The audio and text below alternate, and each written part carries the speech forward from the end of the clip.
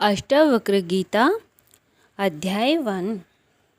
जहाँ यह विश्व रस्सी में सर्प के समान कल्पित भासता है, वही आनंद परमानंद बोध है।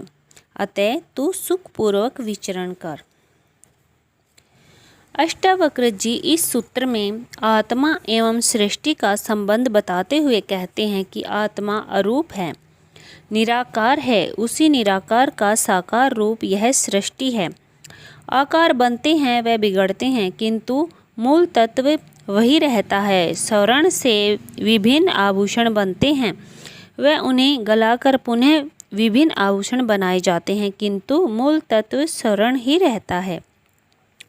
जो बनते बिगड़ते हैं वे अनित्य हैं, शाश्वत नहीं हैं। शाश्वत वही चैतन्य आत्मा तत्व है। अध्यात्म में इसी अनित्य को भ्रम कहा है।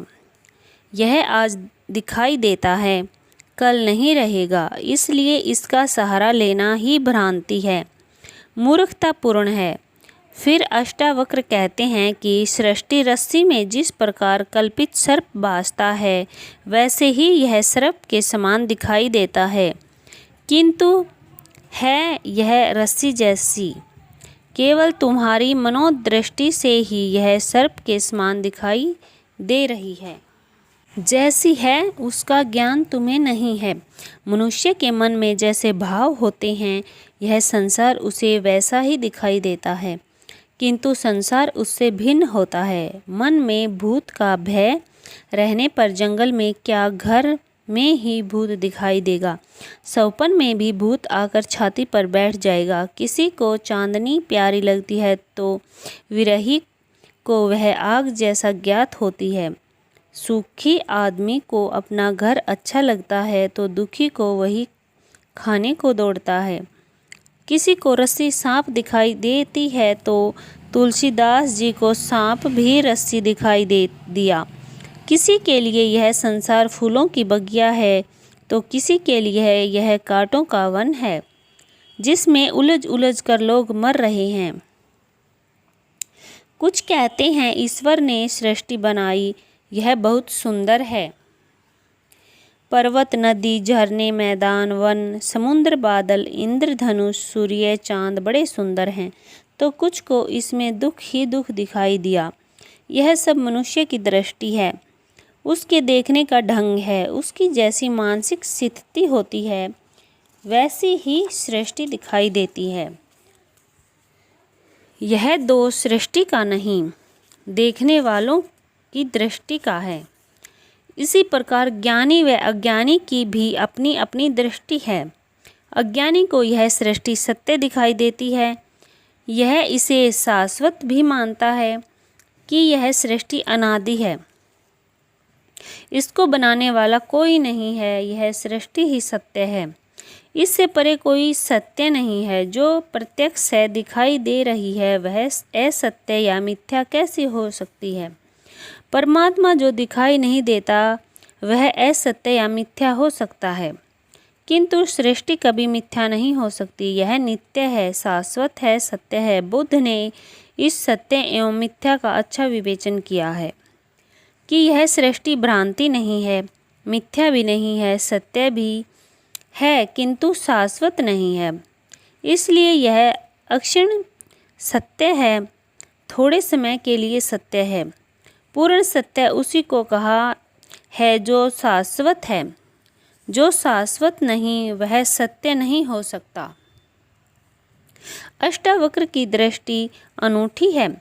वे इन सब विवादों से ऊपर मर्म की बात कह रहे हैं। सभी अद्वैतवादी ऐसी ही रस्सी में सांप का, सीढ़ी में चांदी का, मर्ग मरीचिका का, गहनों में सोने का व घोड़े में मिट्टी का उदाहरण देते हैं। अष्टावक्र भी कहते हैं कि यह विश्व रस्सी में सर्प की भांति कल्पित भासता है।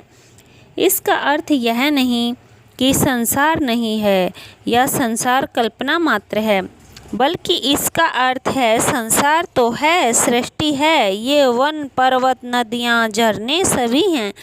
ये जीव जंतु, वनस्पति आदि सभी हैं, किंतु इससे सुख की आशा करना मर्ग मरीचिका के समान है। जो कभी मिल नहीं सकता। यदि संसार में सुख मिलता तो आज की दुनिया भौतिक दृष्टि से बड़ी संपन्न है। आज कृषि विज्ञान, यातायात, दूरदर्शन, श्रवण आदि में अभूतपूर्व प्रगति की है। आज मनुष्य चांद पर जा पहुंचा, सूर्य, चांद, सितारों से आगे की जानकारी ले आया, बुद्धि का चरम विकास कर लिया। जैसा लाखों वर्षों में नहीं हुआ वैसा इन 400 वर्षों में कर दिखाया। आज सामान्य मनुष्य को भी घर में जितनी भौतिक सुविधाएं प्राप्त हैं उतनी 500 वर्षों पहले बड़े बड़े संपन्न व्यक्तियों को भी प्राप्त नहीं थी। फिर क्या कारण है? मनुष्य दुखी है। वास्तविकता यह है कि मनुष्य की जितनी सुविधाएं बढ़ी हैं उतना ही वह अधिक दुखी हुआ है। आज जितनी चिकित्सा सुविधाएं बढ़ी हैं उतनी ही बीमारियां भी बढ़ गई हैं। जितने न्यायालय बढ़े उतनी ही जुर्म बढ़ गए। जितनी भौतिक सुविधाएं बढ़ी उतनी ही मनुष्य की नैतिक पतन अधिक हुआ। जितना ज्ञान बढ़ा उतना ही अज्ञान भी बढ़ गया। जितने साधु संत, मंदिर, मस्जिद, गुरुद्वारे बढ़े उतना ही अधर्म भी बढ़ गया। जितना कृषि व उद्योगों का विकास हुआ उतनी ही भुखमरी व बेकारी भी बढ़ी। जितना अच्छाई लाने का प्रयत्न किया गया उतनी ही बुराइयां बढ़ गई। जितना एक विपरीत समांतर व्यवस्था अपने आप बन गई। क्या कारण है इसका? इसका उत्तर किसी के पास नहीं, केवल आध्यात्म ही इसका उत्तर देता है कि इस सृष्टि में, इस संसार में, इन भोगों में सुख ढूंढना मूर्खता है। यह मर्ग मरीचिका है, कभी मिल नहीं सकती, क्योंकि ब्रह्म वस्तुओं में सुख है ही नहीं। मिलेगा कहाँ से? वह सुख का सागर, वह आनंद का सागर तो तुम्हारे भीतर ही बह रहा है, जिसे प्राप्त किए बिना सुख नहीं मिल सकता, आनंद नहीं मिल सकता। उसे पा लो तो तुम धन्य हो जाओगे। स्वामी राम तीर्थ ने कहा है, सांसारिक विषयों में आनंद ढूंढना व्यर्थ है, इस आनंद का निवास तुम्हारे भीतर है। अष्टावक्र इसी सत्य को प्रकट करते हुए कहते हैं कि यह संसार रज्जु के समान है, निर्जीव है, प्रकृति मात्र है, भौतिक है। यह तुमको न सुख देता है न दुख देता है, निरपेक्ष है। यह तुम्हारे ऊपर है कि तुम इसका कैसा उपयोग करते हो। यह सर्पवत नहीं है, तुम्हें इससे डरने की आवश्यकता नहीं है, विवेक से इसका उपयोग करना है। किंतु तुम इसमें सर्प की कल्पना करते भागे जा रहे हो, पसीना पसीना हो रहे हो। सर्पवत देखकर तुम्हारे हृदय की धड़कन बढ़ रही है। यह सब तुम्हारी भ्रांति के कारण है कि तुमने रस्सी को सर्प समझ लिया है। तुम्हारी यह भ्रांति अज्ञान के कारण पैदा हुई है। अज्ञान अंधकार के कारण तुम इसके वास्तविक स्वरूप को नहीं देख पाए, इसलिए यह भ्रांति हुई है। अतः तुम ज्ञान चक्षुओं से जब तक इसका वास्तविक स्वरूप नहीं देख लोगे तब तक भ्रांति मिटेगी नहीं। तुम ज्ञान प्रकाश से उसे देखना तो चाहते नहीं, वह हनुमान चालीसा का पाठ करते हुए भागे जा रहे हो, इससे तुम्हारी भ्रांति मिटेगी नहीं। वह तुम्हारी मानसिक दशा है। यदि भाग भी गए तो वही सर्प सौपन में तुम्हारी छाती पर चढ़ बैठेगा। अतः इस मानसिक बीमारी का इलाज केवल प्रत्यक्ष दर्शन है कि तुम वास्तविकता जान लो, अपनी आंखों से देख लो, अन्य विधि काम नहीं आएगी। यही सूत्र का सार है। साथ ही अष्टावक्र जनक को कहते हैं कि वह संसार सत्य है या असत्य, अच्छा है या बुरा, रस्सी है या सर्प, इससे कोई प्रयोजन नहीं। तू संसार नहीं है, तू संसारी है। तेरे लिए भय का कोई कारण नहीं है। तू आत्मा है, जो आत्मा परम आनंद का भी आनंद है। फिर तेरे में दुख, भय आदि कैसे व्याप्त हो सकता है? तू ज्ञानी ही नहीं है, स्वयं ज्ञान है, बोध है, इसलिए तू सुखपूर्वक विचर। इस आत्मज्ञान से तेरे सारे संशय भ्रम दूर हो जाएंगे। संसार के प्रति जो तेरी दृष्टि है वह बदल जाएगी। जिस प्रकार सौपन में किसी को देखकर भय लगता है किंतु सौपन टूटने पर भय दूर हो जाता है, उसी प्रकार अज्ञानी ही संसार से भयभीत होता है। ज्ञान होने पर वह इस काल्पनिक भय से मुक्त हो जाता है। मुक्ति का अभिमानी मुक्त है और बद्ध का अभिमानी बद्ध है। यहाँ यह किंवदंती सत्य है कि जैसी मति होती है वैसी ही गति होती है। इस सूत्र में अष्टावक्र कहते हैं कि जैसी मति होती है वैसी ही गति होती है। यह आध्यात्म का एक सूत्र है। एक सूत्र और है कि अंतमति सो गति। अंत्य यानी मृत्यु के समय जैसी मति होती है वैसी ही गति होती है। इस मत की पुष्टि के लिए कई कथाएं हैं।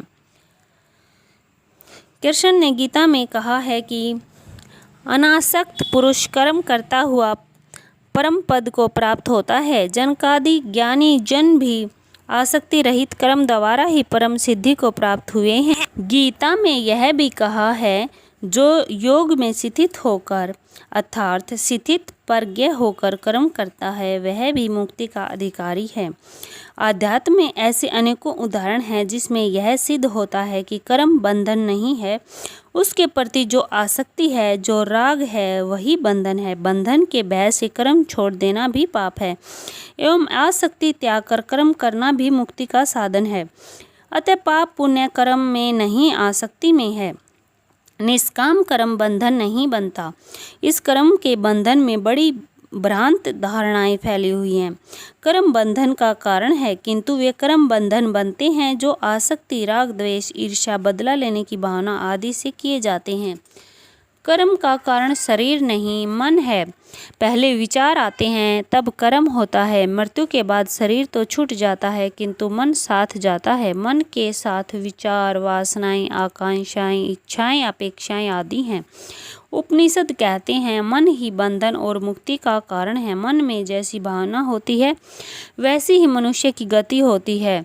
यादर्शी भावना यस्य सिद्धि भवति तारदशी। जिसकी जैसी भावना होती है उसको वैसी ही सिद्धि मिलती है। पाप पुण्य का फल न कर्म में होता है न उसके फल में, वह कर्ता की भावना में होता है। इसी तथ्य को अष्टावक्र कहते हैं। मैं मुक्त हूँ, जैसा जो मानता है वह मुक्त है, तथा अपने को जो बद्ध मानता है वह बद्ध है। केवल दृढ़ निश्चय के साथ मानना ही पर्याप्त है। मुक्ति कर्त्य का परिणाम नहीं है, ज्ञान का फल है। आत्मज्ञानी भी यदि अपने आप को बद्ध मानता है तो वह भी मुक्त नहीं है, वासनाग्रस्त है। वासनाएं उसे फिर खींच लेंगी। आत्मज्ञान के बाद भी उसे मुक्ति की भावना करना आवश्यक है। ये सभी कर्म बंधन अज्ञानी के लिए हैं। अज्ञानी यदि यह मान भी ले कि मैं मुक्त हूँ तो भी वह मुक्त नहीं हो सकता। ऐसा मानना पाखंड मात्र ही है। यहाँ यह भेद समझ लेना आवश्यक है कि यह सूत्र आत्मज्ञानी के लिए सत्य है, अज्ञानी के लिए नहीं कहा गया है। आत्मा साक्षी है, व्यापक है, पूर्ण है, एक है, मुक्त है, चैतन्य स्वरूप है, क्रिया रहित है, असंख्य, इच्छा रहित है, शांत है। यह भ्रम से संसारी जैसा बंधनग्रस्त भासता है। इस सूत्र में अष्टावक्र जनक से कहते हैं कि तुम आत्मा ही हो। आत्मा तुम्हें प्राप्त नहीं करनी है, वह तुम्हें प्राप्त है जैसा भी है, क्योंकि ऐसा मानने से तुम्हारे व आत्मा में भिन्नता की प्रतीति होती है। यह भिन्नता है ही नहीं, तुम स्वयं आत्मा हो। केवल अज्ञान के कारण तुम उसे भूल गए हो। उसे ज्ञान द्वारा, बोध द्वारा जाकर देखना मात्र है, पुनः स्मृति में लाना मात्र है और कुछ करना नहीं है। वे आत्मा का स्वरूप बताते हुए कहते हैं कि यह आत्मा साक्षी है, सबका दृष्टा है, यह सबको देखता है किंतु इसे देखने वाला कोई नहीं है। यह तुम्हारा होना है, यह व्यापक है, इसे समिति नहीं किया जा सकता, संकीर्ण दायरे में बंद नहीं किया जा सकता, किसी मान्यता या परिभाषा में कैद नहीं किया जा सकता। यह पूर्ण है, ब्रह्मा भी पूर्ण है, पूर्ण में से पूर्ण ही निकलता है। अतः आत्मा भी ब्रह्मा जैसी पूर्ण है, जिसमें कोई कमी नहीं है, अपूर्णता नहीं है। माता बच्चे को जन्म देती है तो बच्चा भी पूर्ण ही होता है, किंतु माता की पूर्णता में कोई कमी नहीं आती। 10-10 बच्चे पैदा करके भी माता पूर्ण ही बनी रहती है, जैसा ही ब्रह्मा व आत्मा है।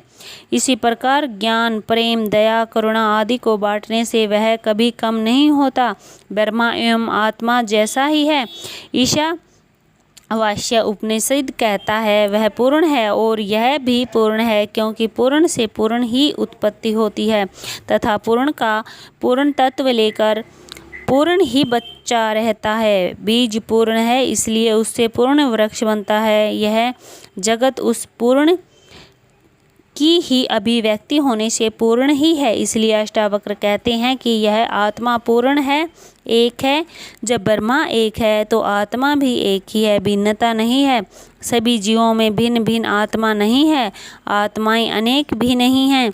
जिस प्रकार आकाश सर्वत्र व्याप्त है, भीतर और बाहर सभी जगह खुले आकाश, घड़े के भीतर के आकाश व शरीर के भीतर के आकाश में भिन्नता नहीं है, उसी प्रकार आत्मा में भी भिन्नता नहीं है। भिन्नता अज्ञान और भ्रम में प्रतीत होती है। जिसे आत्मा का ज्ञान नहीं, ब्रह्मा का ज्ञान नहीं, वे ही भिन्न भिन्न जीवों में स्थित आत्मा को भिन्न भिन्न मान लेते हैं, किंतु वह भिन्न भिन्न नहीं है। फिर यह आत्मा मुक्त है। आत्मा का कोई बंधन नहीं है। बंधन शरीर व मनोगत है। जब इनसे संबंध छूट जाता है तब यह प्रतीति होती है कि आत्मा मुक्त है। इनके पूर्व शरीर व मन के कारण ही आत्मा के भी बंधन भी भ्रांति होती हैं। यह भ्रांति ज्ञान या बोध से ही मिलती है। यह आत्मा चैतन्य है। यह सृष्टि इसी चैतन्य की अभिव्यक्ति है, इसी का फैलाव है। यही चैतन्य विभिन्न रूपों में दिखाई देता है। यह आत्मा क्रिया रहित है। यह स्वयं करता नहीं है, क्रिया इसका धर्म नहीं है। यह अक्रिय है, इसकी उपस्थिति से ही सब हो रहा है। इसे स्वयं कुछ नहीं करना पड़ता। जिस प्रकार सूर्य की उपस्थिति मात्र से सृष्टि को समस्त क्रियाएं होती हैं, इसी प्रकार आत्मा की उपस्थिति से ही सब हो जाता है। यह क्रिया उसकी शक्ति का खेल है। यह आत्मा असंग भी है। इसका कोई संगी साथी, बेटे पोते, परिवार, मित्र आदि नहीं है। यह अकेली है।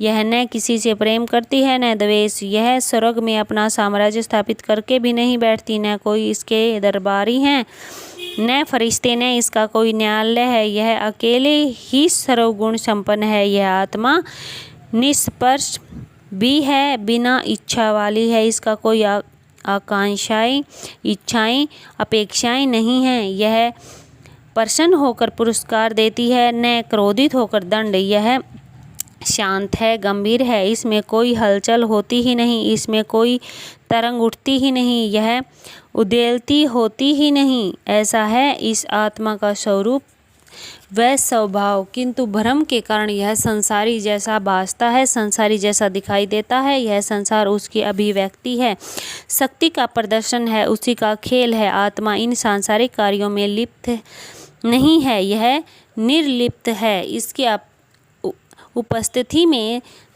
सब हो रहा है। वह साक्षी मात्र है, दृष्टा है। किंतु अज्ञानी को भ्रमवश ऐसा दिखाई देता है कि आत्मा ही सब कुछ कर रहा है, परमात्मा ही सब कुछ कर रहा है, सब उसकी मर्जी से हो रहा है, उसका आदेश होगा तभी कुछ होगा आदि अनेक भ्रांत धारणाओं से यह आत्मा संसार जैसी दिखाई देती है। जैसा संसार बंधन में है वैसे आत्मा भी बंधन में है। वह जन्म भी लेती है, उसकी मृत्यु भी होती है, उसे मुक्त भी करना पड़ता है आदि अज्ञान एवं भ्रम से दिखाई देता है। मैं अहंकारी जीव हूँ, ऐसे भ्रम को एवं बाहर भीतर के भाव को छोड़कर तू कूटस्थ बोध रूप एवं अद्वैत आत्मा का विचार कर। आगे अष्टावक्र जनक से कहते हैं कि यह अहंकार सत्य नहीं है, यह आभास स्वरूप है। इस आभास स्वरूप अहंकार के कारण ही अपने को जीव समझता है एवं अपने को इसी भ्रम के कारण आत्मा से भिन्न समझता है। अतः तू इस भ्रम को छोड़ दे तथा साथ ही इस बाहर भीतर के भाव को भी छोड़ दे कि आत्मा अर्थात परमात्मा बाहर कहीं दूर आसमान में है या तेरे ही भीतर है। यह बाहर भीतर का भेद मन का ही है।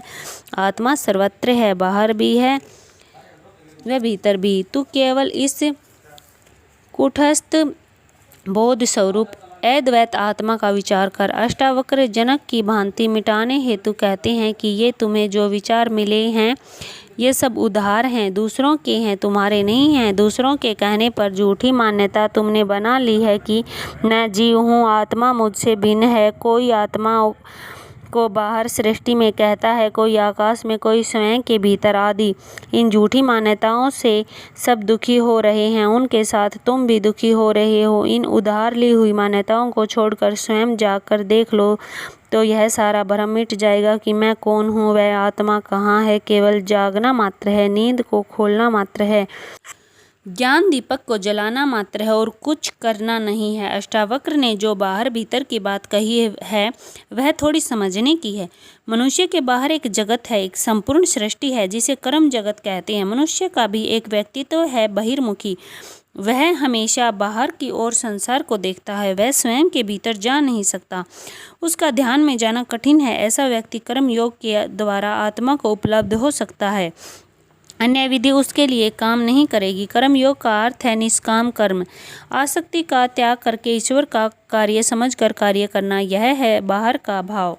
मनुष्य के भीतर 3 जगत और हैं।